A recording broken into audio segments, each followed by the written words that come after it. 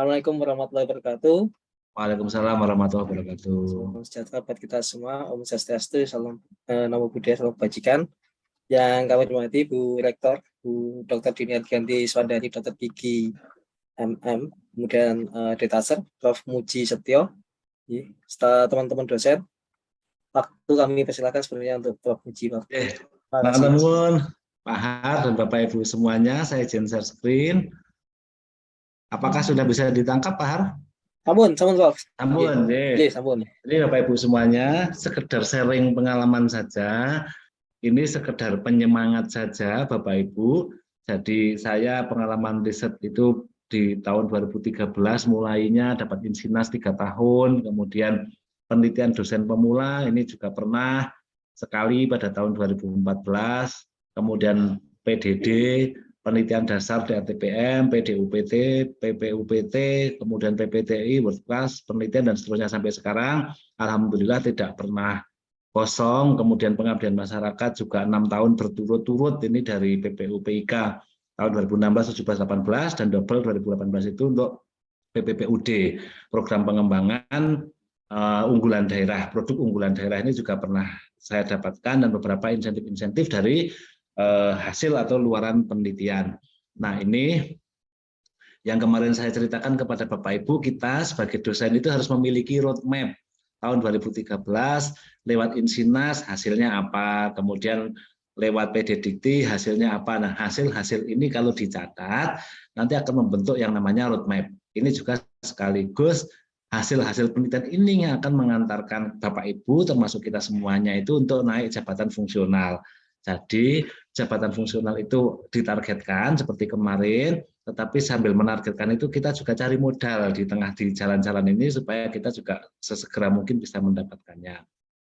Lalu saya akan mencoba di sini, ini saat ini yang masih berlaku adalah pedoman penelitian dan pengabdian masyarakat yang edisi 13, di mana kalau klasternya itu adalah klaster madya dan binaan, itu masih boleh untuk mengajukan penelitian PDP kalau binaan ini. Kalau yang vokasi, madya pun masih bisa PDP. Jadi nanti Pak Har dan Bapak Ibu semuanya, kita fokus semuanya wajib untuk menyusun proposal PDP.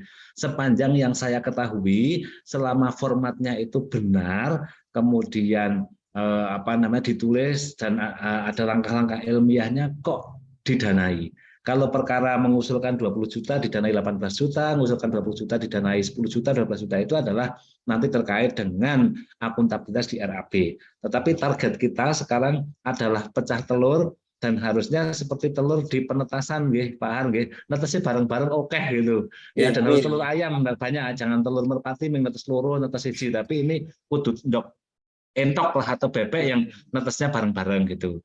Nah, ini akan kita cari nanti yang kita fokus ke penelitian dosen pemula, nanti diwajibkan aja semua dosen wajib yang belum jatahnya habis loh, diwajibkan. Ini gampang sekali, nanti kita bisa bangun bersama-sama. Lalu kalau penelitian pasca sarjana ini juga bisa, Bapak Ibu bisa mengajukan penelitian tesis magister kalau di Universitas Widya Husada ada program magister, tapi kalau belum ada berarti ini tidak bisa. Kemudian penelitian terapan ini boleh yang sudah lektor dan punya rekam jejak ini mengajukan penelitian terapan, dan penelitian-penelitian yang lain yang di sini itu masih kosong, masih tercentang ya. Misalnya penelitian kerjasama antar perguruan tinggi ini bisa membangun kerjasama dengan kampus-kampus yang sudah utama dan mandiri. Nanti bisa dengan kami di Unima, bisa dengan Undip, bisa dengan manapun, Bapak Ibu bisa mengakses dana penelitian per tahun sampai 50 juta. Kalau yang PDP per tahun sampai dengan 20 juta. Lalu yang di sini ada skema klaster binaan atau klaster madya, itu di sini ada PDKN, penelitian dasar kompetisi nasional, ini bisa sampai 2 sampai 3 tahun pendanaannya, tetapi ini butuh track record peneliti yang sangat kuat. Misalnya punya artikel di jurnal internasional bereputasi, beberapa artikel, dan skor Sintanya tinggi. Ada info untuk ke depan pengajuan proposal penelitian PDKN, ya, penelitian dasar kompetisi nasional, penelitian terapan kompetisi nasional itu menggunakan skor Sinta minimal. Saya nggak tahu berapa ininya dan ini belum disahkan, tetapi dari yang tahun lalu adalah minimal punya 2 artikel di database internasional sebagai penulis pertama atau sebagai penulis korespondensi, atau 3 buku hasil penelitian ber-ISBN sebagai penulis pertama, atau di sini adalah diterbitkan oleh penerbit IKP atau penerbit internasional. Anggota pengusulnya 1-2 orang. Lalu berikutnya lagi ada PDP, ini yang penting, PDP itu yang penting dosen punya NIDN, lalu anggota pengusulnya 1-2 orang, dan anggota pengusulnya dapat berasal dari PT Klaster Madya maupun binaan. Jadi kalau nanti di Universitas Widya Husada kok kepingin rebutan kabeh jadi ketua gitu, Pak Har, nggak apa-apa. Nanti anggotanya diambilkan dari kampus yang lain yang tidak mengusulkan, pasti mau. Dijak jadi anggota itu pasti mau. Kalau memang dan rebutan untuk jadi ketua semua, tapi kalau bisa diatur ada ketua anggota bagus. Ini yang PDP. Lalu ada lagi penelitian terapan kompetitif nasional, ini syaratnya bukan publikasi, boleh menggunakan syarat publikasi, tetapi juga boleh menggunakan syarat paten. Sehingga nanti kalau di antara Bapak Ibu yang ikut di data sharing ini kok targetnya juga menghasilkan paten, kemarin disepakati 5, maka kalau 5 orang itu juga di situ 5 paten itu ditulis dengan 3-3 gitu, berarti 15 dosen tahun depan bisa eligible untuk mengajukan hibah penelitian riset terapan, karena kalau paten tidak dibedakan itu adalah sebagai penulis pertama, kedua, ketiga atau keberapapun, yang penting masuk dalam list pendaftar paten itu. Jadi ini bareng-bareng gitu. Apa tempat saya ya? Das Kunti, Bu Rektor. Halo Pak Arsono, ada suaranya nggak? Iya Bu, Bu Dini terdengar jelas Bu. Halo Bu Dini. Tempat Bu Dini mungkin Bu. Monggo lanjut Prof. Lanjutkan nggih, Pak Ar nggih. Iya Prof. Nah ini sekarang kita apa sih yang harus ada? Maka semua dosen harus memiliki ID Sinta. Saya yakin ini sudah dikoordinir oleh Bu Ambar dan semuanya sudah punya. Lalu identitas usulan, kalau kita mengusulkan riset ke DRTPM itu kita juga harus tahu bidang ilmu. Makanya kemarin saya menyarankan kita membuat kepakaran supaya kita tahu bidang kepakaran kita itu di bidang apa. Setelah itu topik penelitian, judul, TKT yang juga akan kita bahas lewat data sharing ini. Lalu kita akan sampai kepada biaya yang diusulkan setiap tahun dan juga jumlah mahasiswa yang diusulkan terlibat dalam penelitian untuk mendukung MDKM. Jadi ini harus clear penelitian mahasiswanya yang dilibatkan itu siapa, keterkaitannya apa. Lalu setelah itu nama lembaga pengusulnya jelas dan ini tidak masalah. Saya yakin ini sudah dilengkapi oleh Bu Ambar dan rekan-rekan. Nah sekarang yang mengapa proposal kita itu ditolak Bapak Ibu semuanya? Karena secara default proposal itu adalah diterima. Direktorat itu mengundang peneliti dari Universitas Widya Husada untuk sini mengajukan proposal lewat surat itu. Lah berarti kan defaultnya diterima. Nah, kalau tidak diterima berarti ada hal-hal yang menyebabkan mengapa proposal itu tidak diterima. Satu, ini ringkasan penelitian tidak boleh lebih dari 500 kata yang berisi latar belakang penelitian, tujuan, tahapan, luaran ditargetkan, serta uraian TKT. Ini harus jelas. Dan nanti kita buat saja template bareng-bareng Bu Ambar bahwa template ringkasan itu begini. Tujuan jangka panjang penelitian ini adalah bla bla bla bla bla. Penelitian ini menggunakan metode atau tahapan penelitian ini meliputi ini. Luarannya ini itu dibuatkan oleh LPPM. Nanti kita buat bersama sehingga dosen itu hanya ngisi titik-titiknya. Kok jadi monoton? Enggak masalah. Yang penting kita lolos dulu. Nanti improvisasinya di belakang. Setelah itu apa yang harus ada di latar belakang? Latar belakang itu tidak boleh dari 500 kata. Nah, ini yang sulit. Membuat latar belakang kurang dari 500 kata itu tidak mudah. Karena biasanya kita menyusun latar belakang itu di atas 700 kata. Dan ini benar-benar dihitung oleh para reviewer. Berisi latar belakang, tujuan khusus, urgensi pada bab ini perlu diuraikan terkait spesifik kasus terkait dengan bidang fokus tema untuk kompetisi nasional atau bidang unggulan tema untuk desentralisasi. Bayangkan Bapak Ibu, 500 kata kita harus bercerita tentang mengapa kita riset ini, tujuannya untuk apa, manfaatnya apa, dan apa hubungannya dengan rencana induk penelitian nasional maupun dengan rencana induk perguruan tinggi. Ini tidak mudah, tetapi harus kita coba. Lalu di bab berikutnya itu ada tinjauan pustaka. Tinjauan pustaka itu tidak boleh lebih dari 1000 kata.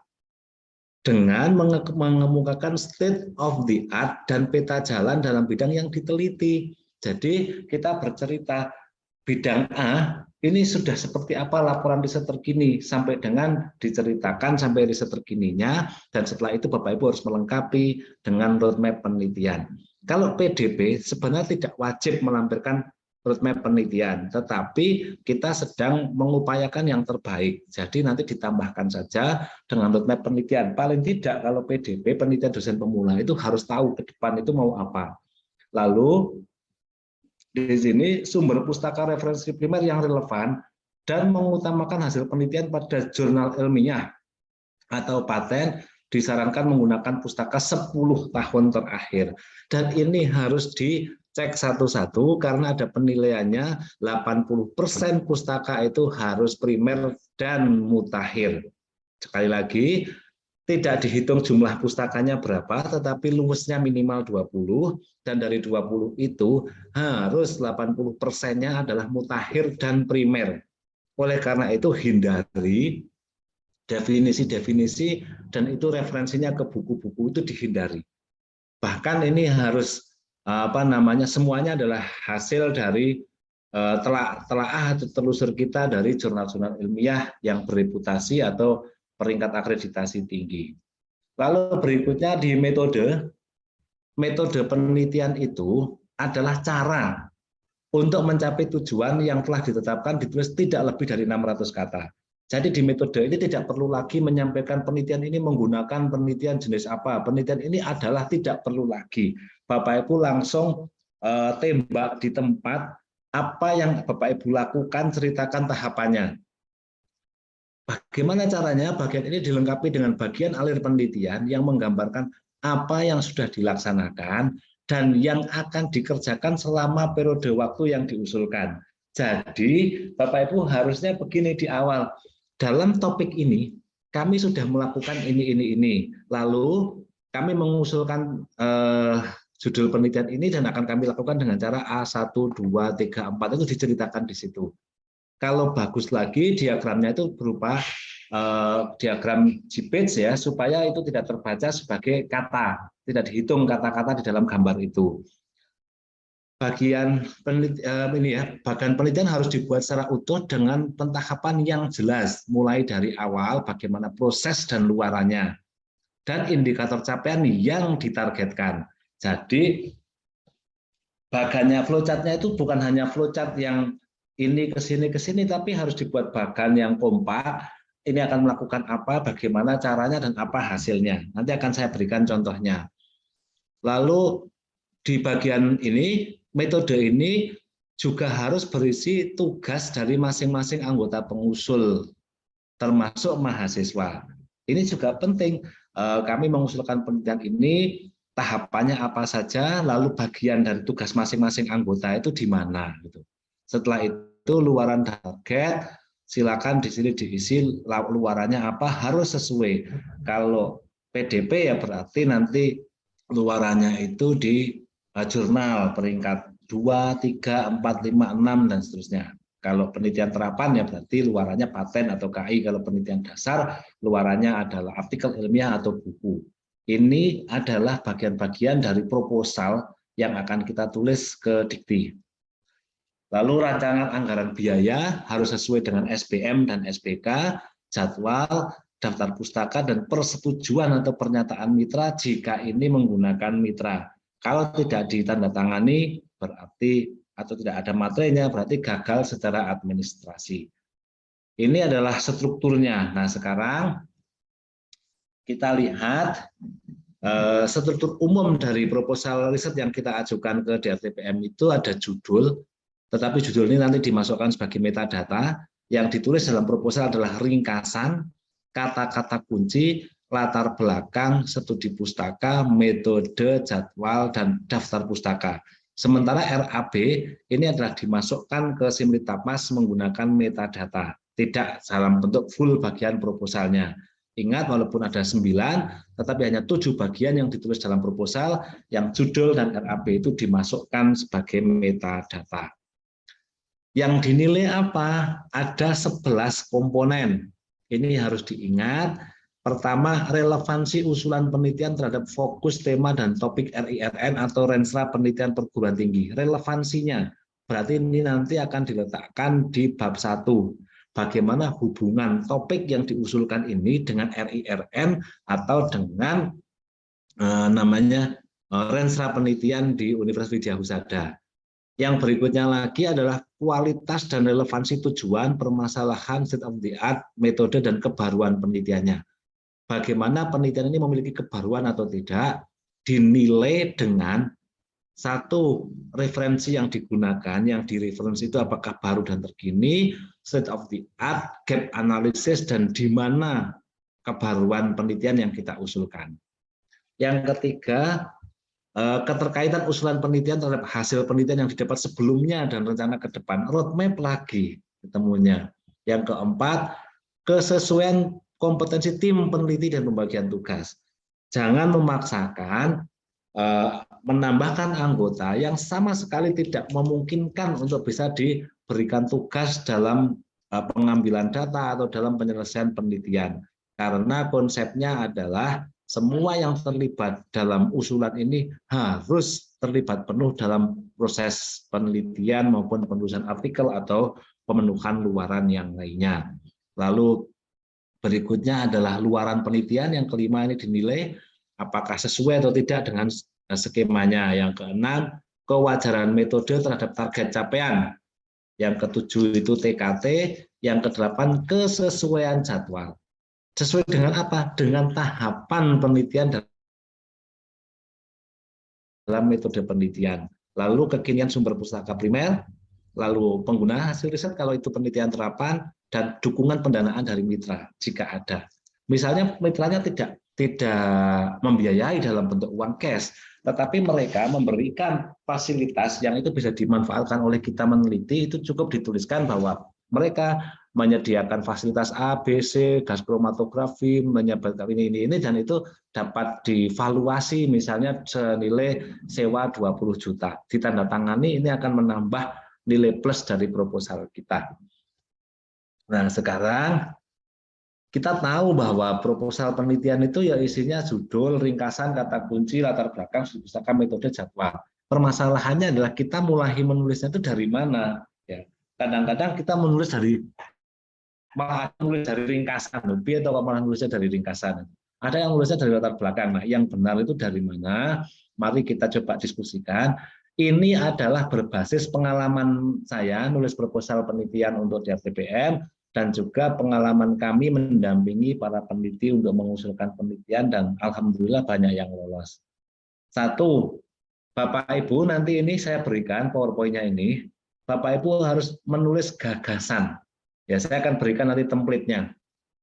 Gagasan penelitian yang inovatif di sini, seperti nulis borang akreditasi lah. Ini kan teman-teman Universitas Widya Husada kayak seneng-senengnya nulis borang akreditasi ya Bu ya. Masih ingat ngisi kolom-kolom kayak gini kan masih jelek rasanya bro gitu.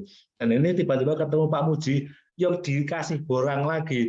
Sudah nyusun LED akreditasi pusing, data sering dikasih kota-kota untuk nyusun lagi. Gagasannya harus ditulis di sini. Misalnya Bapak Ibu ingin meneliti tentang apa, tulis saja, bukan judul, sekali lagi, gagasan riset, tulis saja. Lalu setelah ini bidang penelitian, bukan judul juga, isikan topik penelitian di sini, pastikan bahwa peneliti memiliki track record pada topik yang dipilih, perlu diisi dengan prodi, dekan, atau LPPM. Diskusikan saja, misalnya Pak Harsono, kami topik penelitiannya tentang apa ya, lalu Bu Yusi tentang apa ya, topik ditulis di situ. Dan gagasan dulu, gagasan baru topik bidangnya apa. Setelah itu, kita harus melakukan studi pustaka untuk mencari state of the art. Ini ya, maksimal 1000 kata. Apa yang harus dilakukan? Penelusuran pustaka dari jurnal ilmiah bereputasi 10 tahun terakhir fokusnya adalah untuk membangun state of the art. Satu, apa yang sudah dilakukan oleh peneliti-peneliti sebelumnya terkait gagasan yang tadi kita tulis. Yang kedua, bagaimana peneliti-peneliti sebelumnya itu menyelesaikan masalah. Ya, misalnya kita ingin menyelesaikan gagasan kita adalah menjernihkan air limbah di parit-parit gitu. Apa yang sudah dilakukan peneliti sebelumnya, misalnya menambahkan zat ini, zat ini, zat ini. Tapi Bu Dina punya gagasan lain, yaitu dengan menambahkan apa. Gitu. Nah, variabel apa saja yang sudah diteliti? Bagaimana hasilnya? Bagaimana kualitas pembahasannya? Adakah yang belum terungkap? Adakah saran-saran dari penelitian sebelumnya? Itu ditulis dalam tabel. Kalau saya biasanya begitu. Ya, dalam tabel siapa penelitinya, mereka melakukan apa, metodenya bagaimana, variabelnya apa saja, apa hasilnya, ada nggak saran dari mereka. Setelah itu tambahkan roadmap penelitian yang sudah sedang dilakukan. Nah, fungsi roadmap itu untuk apa? Sebagai bagian yang tidak terpisahkan dalam roadmap penelitian universitas, menunjukkan kemajuan kebaruan ide untuk mengisi sesuatu yang luput dari penelitian sebelumnya. Jadi gunakan citasinya itu menggunakan Vancouver. Kalau perlu Bapak Ibu jangan manual, tapi gunakan Mendeley, Zotero, atau EndNote. Jumlah rujukannya ini setidaknya 10 artikel yang ada di studi pustaka ini. Syukur-syukur 20. Jadi di studi pustaka tidak boleh lagi ada definisi-definisi. Atau masing-masing variabel itu dijelaskan satu-satu pun juga tidak perlu. Tetapi Bapak Ibu cukup menceritakan bahwa dalam beberapa tahun terakhir, semua atau banyak peneliti fokus pada penjernihan air parit. Wati melakukan dengan ini, hasilnya ini. Juli pada tahun 2019 memperbaiki caranya Wati menggunakan tambahan ini. Kemudian Pak Har memperbaikinya lagi dengan menambahkan variabel ini, digabungkan dengan ini, dan hasilnya ini terus. Lalu kita cari di awal, di akhir bahwa dari sekian yang telah dipelajari itu ada satu yang lepas, yang lupa, yaitu apa. Gitu. Diceritakan sebagai itulah kebaruannya. Setelah itu baru kita menuliskan pernyataan masalah. Loh, masalah ini opo saja nih. Nah, masalahnya adalah harus objektif dari data dan fakta sahih dan mutakhir, bukan dari sisi pandang peneliti. Nah, cari permasalahan itu di Google Scholar, ResearchGate atau Mendeley seperti kemarin. Apa sih yang sedang dicari oleh orang? Apa yang sedang dibicarakan orang? Berarti tuliskan di situ. Setelah itu tahap 5-nya ukur TKT-nya. Ya, gunakan formulir teknometer untuk mengukur TR awal. Ini penting untuk menentukan riset yang kita usulkan itu merupakan penelitian dasar atau pengembangan. Jika hasil pengukurannya itu kurang dari 3, maka pilih riset dasar. Jika hasil pengukurannya 4-6, pilih riset terapan, dan jika hasil pengukurannya 7-9, pilih riset pengembangan. Dan kalau PDP semuanya adalah ke riset dasar, tetapi yang PDP vokasi, yang dosen-dosen di D3 nanti masuknya ke vokasi adalah TKT-nya level 4-6. Ini harus diingat-ingat, beda, walaupun sama-sama PDP, ketika itu adalah akademik, adalah penelitian dasar, dan ketika vokasi yang D3, dosen-dosen di home base D3 itu adalah masuknya ke penelitian terapan. Jadi di sini kita tahu bahwa masalah-masalah yang sedang dibicarakan orang itu pada level TKT 3 misalnya, dan kita akan melanjutkannya lagi ke TKT 4 atau TKT 5 atau TKT 6. Setelah itu tuliskan tujuan utama riset. Tujuannya apa? Kalau risetnya itu riset dasar, maka tujuannya adalah menjelaskan mengapa. Kalau risetnya terapan, maka tujuannya adalah menghasilkan satu model atau metode. Tergantung itu penelitiannya dasar atau terapan. Ya, saya ulangi lagi. Tujuan riset itu gampang bagi reviewer untuk menentukan ini riset dasar atau riset terapan. Kalau tujuannya itu adalah untuk menjelaskan fenomena ilmiah, maka pasti itu riset dasar. Tapi kalau tujuannya adalah untuk menghasilkan satu model, alat, metode, kebijakan, pasti penelitian terapan. Jadi jangan sampai salah. Setelah itu, tahap 7-nya adalah menuliskan urgensi dan spesifikasi riset. Kalau kita menggunakan PDP berarti nasional, maka kontribusi terhadap RIRN-nya pada topik berapa? Apakah energi, kesehatan, pangan, maritim, dan sebagainya. Tapi kalau kita mengajukannya penelitian dasar unggulan perguruan tinggi, penelitian terapan unggulan perguruan tinggi, kita harus bidang riset unggulan PT-nya itu jelas, dan renstra perguruan tinggi, renstra penelitian di Universitas Widya Usada harus tercantumkan dulu di Simdiklatmas, karena itu akan menjadi tempat bagi atau isian yang harus diisi oleh peneliti dengan cara mengklik di situ. Lalu juga ini yang menarik dari 2022-2023 ini dimulai dari pendanaan tahun ini, itu harus juga proposal kita itu memiliki urgensi terhadap IKU, indikator kinerja utama perguruan tinggi, dan bagaimana MBKM itu akan dilaksanakan dalam penelitian. Jadi ada tambahan tentang IKU dan MBKM yang pada tahun-tahun sebelumnya itu tidak ada ini. Jadi sekarang harus sudah lengkap proposal itu, juga memperhitungkan tentang indikator kinerja utama dan implementasi MBKM. Lalu berikutnya lagi setelah kita dapat itu, target luarannya apa?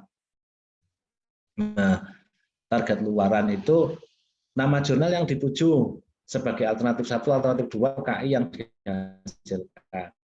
Bapak Ibu, kalau dalam proposal penelitian mengusulkan nama jurnal tujuan itu jangan hanya jurnal Sinta 2, Sinta 3, jangan, tetapi detail jurnal yang dituju adalah jurnal kesehatan masyarakat. Diterbitkan oleh siapa, posisinya sekarang akreditasi peringkat berapa, dan kasih ISSN dan linknya, supaya reviewer yakin bahwa orang ini ngerti sebenarnya karakteristik jurnal yang dituju itu. Jangan hanya luarannya adalah jurnal Sinta 2, nggak jelas Sinta 2 itu apa. Ya, harus jelas jurnalnya mana. Kalau kemudian apakah besok pas hasilnya harus di jurnal itu, tidak. Yang penting setara. Yang penting setara. Dan kalau saya mengusulkan jurnal yang dituju itu 2, sebagai alternatif 1 dan alternatif 2, untuk menunjukkan bahwa peneliti itu mengenali manajemen risiko. Nah, ini penting. Ya. Setelah menuliskan target luaran, menuliskan metode. Pada bab ini, tuliskan bagaimana masalah diselesaikan untuk mencapai tujuan, bagaimana cara membuktikan hipotesisnya.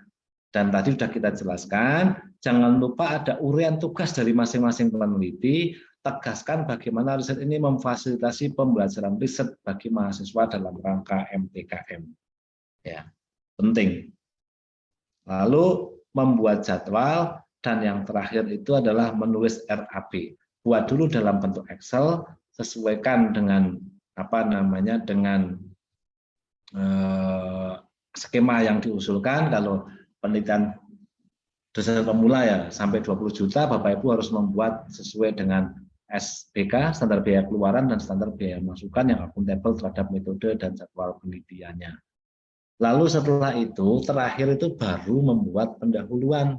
Ya, setelah semuanya itu. Apa masalahnya? Dan tahu kan, kata tadi sudah dituliskan. Yang kedua, ringkas state of the art. Yang tadi ditulis di pustaka itu ringkas, plek, bahwa penelitian serupa ini pernah dilakukan oleh Wati, Budi, Novi, dan hasilnya ini. Namun demikian, nah kuncinya ada namun demikian. Contohnya begini, strategi untuk meningkatkan produktivitas gabah telah mencapai 7,5 ton per hektar. Namun demikian, hasil itu belum sesuai ideal, karena di Thailand bisa 9 ton per hektar. Nah, karena Bapak Ibu sudah menyampaikan namun demikian, peneliti itu kalau sudah bisa mengatakan namun demikian, berarti sudah bisa mengoreksi. Tugas setelah mengkritik adalah memberikan solusi. Lalu bagian keempat, sampaikan konsep penyelesaian masalah. Setelah mengatakan namun demikian, hasil tersebut belum ideal. Oleh karena diusulkan sebuah penelitian ya, dengan menambahkan A, B, C sebagai variabel baru yang itu diduga memiliki hubungan kuat dalam rangka untuk peningkatan produktivitas gabah. Lalu apa yang tujuan yang akan dicapai dari konsep yang ditawarkan, berarti meningkatkan produktivitas gabah, bagaimana urgensi penelitian ini. Penelitian ini memberikan manfaat besar jika tercapai itu pada pemenuhan swasembada gabah, misalnya skala nasional atau apapun. Dan di mana hubungan riset ini dengan renstra penelitian universitas. Nah, ini harus menjadi bagian 7 komponen ini menjadi 1-2 paragraf atau maksimal 3 paragraf, maksimal 500 kata. Wangel ini, tapi harus dicoba. Bagaimana kita menuliskan semua ini dalam 500 kata. Dan banyak kasus yang nekat lebih dari 500 kata dan di-reject. Dihitung betul. Apakah dihitung satu-satu? Ada yang menghitung, ada yang tidak. Tetapi reviewer paham kalau jumlah halamannya sekian ini pasti ini lebih dari 500 kata, itu mereka sangat memahami. Setelah itu buat daftar pustaka dan membuat ringkasan. Ringkasannya adalah brief summary, ya, apa masalah dan tujuan penelitiannya, bagaimana cara melakukannya, bagaimana dugaan hasilnya, apa luarannya, dan bagaimana kesiapterapan teknologinya. Tambahkan kata-kata kunci. Lalu membuat judul yang sesuai. Judul adalah kesempatan pertama penulis untuk menarik perhatian reviewer. Ya, reviewer itu akan memeriksa apakah judul itu spesifik, unik, dan mencerminkan isi proposal.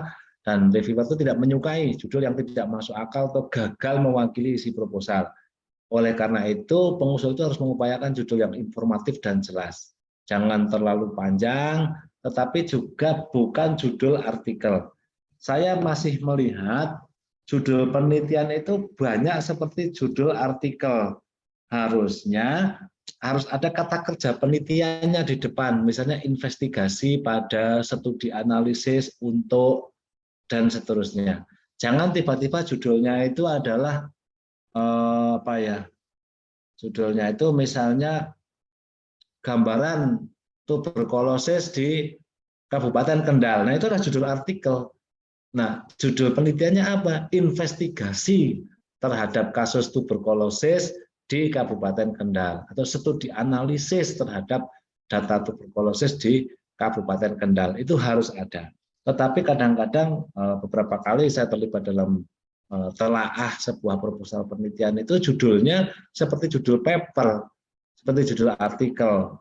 Ada gambaran, ada persepsi. Nah, kita itu sedang mengusulkan penelitian, maka kata kerja penelitiannya itu harus ada.